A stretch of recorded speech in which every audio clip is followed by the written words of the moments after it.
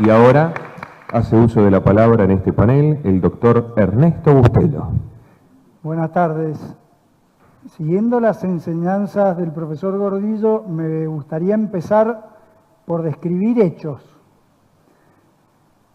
Durante el año 2014, por elegir un año reciente, el Gobierno Nacional destinó 5 millones de pesos por día a publicidad oficial. Para quienes no viven en Argentina, esto equivale a valor de entonces a unos aproximadamente $500.000 diarios en publicidad oficial.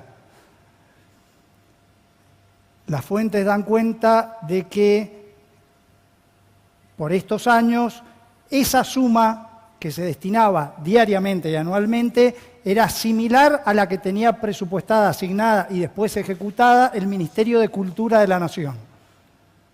Similar.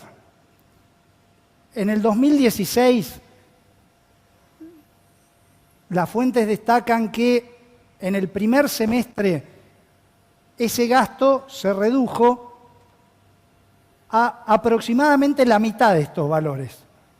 Es decir, se estarían destinando un poco más de 2 millones de pesos por día a pauta publicitaria oficial.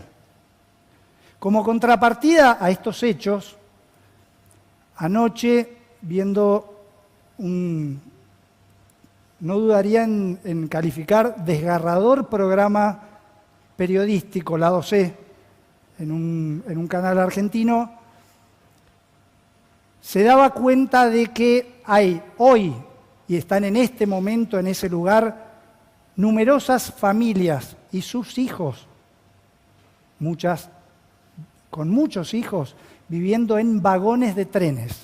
Se denomina Villa Vagón, Barrio Vagón. Si nos pudiéramos recuperar emocionalmente de estas cifras y de las imágenes que al menos vi anoche, seguramente muchos de ustedes también, no puedo dejar de destacar que cualquier análisis que se haga de la problemática, que coincido acertadamente con su buen ojo de siempre, Juan Corbalán eligió para este panel, no puede desentenderse de esos datos de la realidad. ¿Por qué? Y a lo primero que remite, vamos a tratar de finalizar con el procedimiento administrativo, pero a la cuestión central que me parece que ocupa el centro de la escena en todos los debates, o a donde empiezan y terminan todos los debates hoy sobre estas materias. ¿Cuál es el alcance del control judicial sobre las políticas públicas, sobre la implementación de las políticas públicas? Iría bajando un poco sobre la efectivización de los mínimos de los derechos fundamentales y, no menor en este sentido, respecto de si el Estado, el legislador y el Ejecutivo en primer término, están cumpliendo con su deber constitucional de adoptar medidas hasta el máximo de los recursos disponibles. Esto, lógicamente, ¿a qué conduce? La primera reflexión que dejo planteada para el debate posterior, y sobre todo porque va a ser tratado en otros paneles, es esto realmente, ya se ha dicho varias veces en varias oportunidades en paneles anteriores, ¿tiene que terminar resolviéndolo necesariamente la justicia? Tal como se planteaba y se ha planteado, si esto lo están resolviendo los jueces, como dice Juan Justo, el hoy juez héroe que esperamos todos y en el que depositamos esta confianza en que haga efectivos estos derechos, como dice Juan Corbalán, el juez Hércules. ¿Por qué? Es mi pregunta. ¿Por qué? Y me imagino que se habrán hecho muchas veces esas preguntas el profesor Astarloa y el profesor Corti durante el desarrollo de todo este proceso que conduce en que en el superior tribunal, luego de una audiencia pública, finalmente y después de muchos años, se llega a un acuerdo.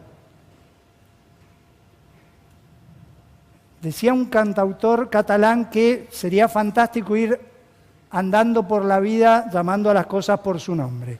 Más allá de que hoy tengo la plena convicción de que los jueces, si esto llega a los estrados judiciales, debieran observar casi, no me animo a decir tanto, como actividad, por usar terminología clásica, reglada, el respeto de estos mínimos de los derechos fundamentales.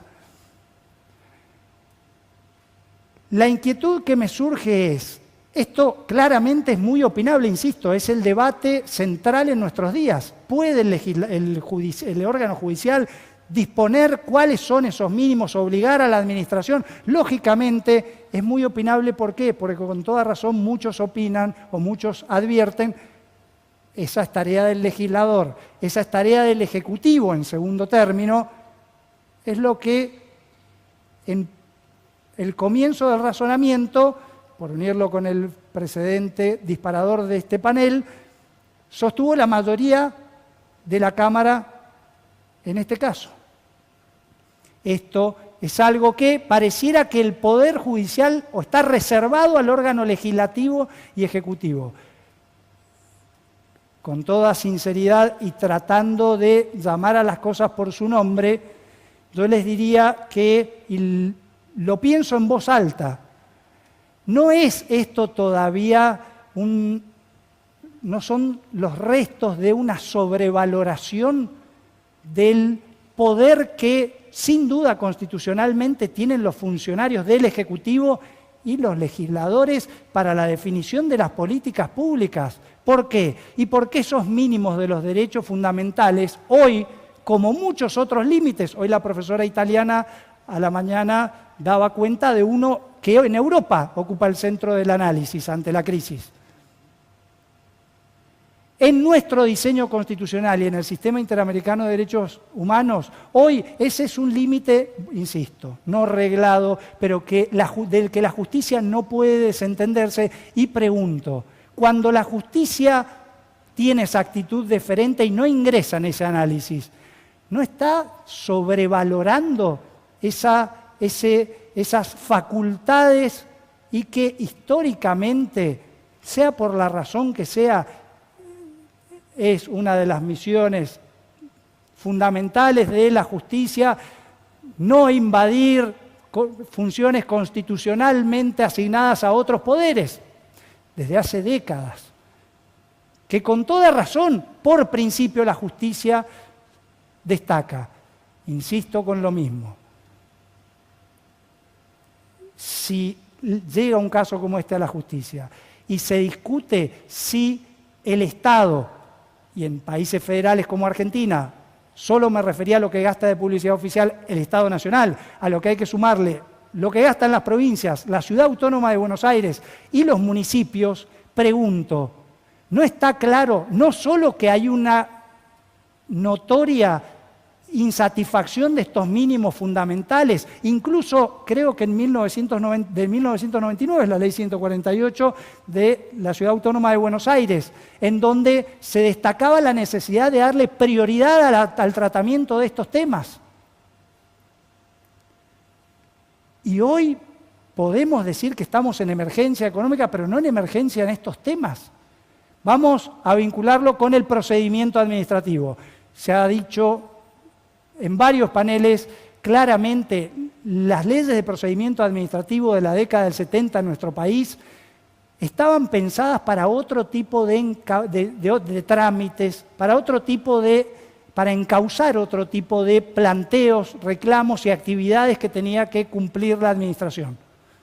Claramente hoy no se ajustan o no resultan suficientes, no parecen ser la solución para este tipo de planteos que, insisto, la pregunta es, no solo no debieran llegar a la justicia, sino no debiera ser objeto de, y vuelvo a la palabra, prioritario, emergencia, procedimiento administrativo, como se le quiera llamar, requiere que el Estado tome las medidas que corresponda para atender esta situación. Insisto, pensemos en las imágenes que al menos tuve que ver anoche. Legitimación. en el procedimiento administrativo hay muchas normas, no solo de las de la década del 70, de hace pocos años en nuestro país, que siguen insistiendo con la necesidad de acreditar la existencia de un derecho subjetivo, un interés legítimo para hacer un planteo ante la autoridad. ¿Es compatible con esto? Claramente no, y la primera reforma fundamental me parece que tiene que venir desde este punto de vista en esta institución.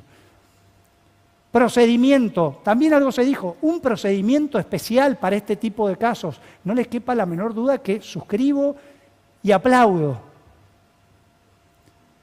Capacitación, información y control. En todo caso, después amplío por razones de tiempo, pero evidentemente hay que capacitar a los agentes estatales e informar adecuadamente a los ciudadanos. ¿Por qué? Porque con lo que se gasta de publicidad oficial, les pregunto a los que vivimos en este país, muchas veces se hizo referencia en los spots publicitarios al derecho que tienen a la urbanización de su asentamiento, de su barrio, de su villa, las personas en situaciones de situación crítica de vulnerabilidad. Sin duda que no.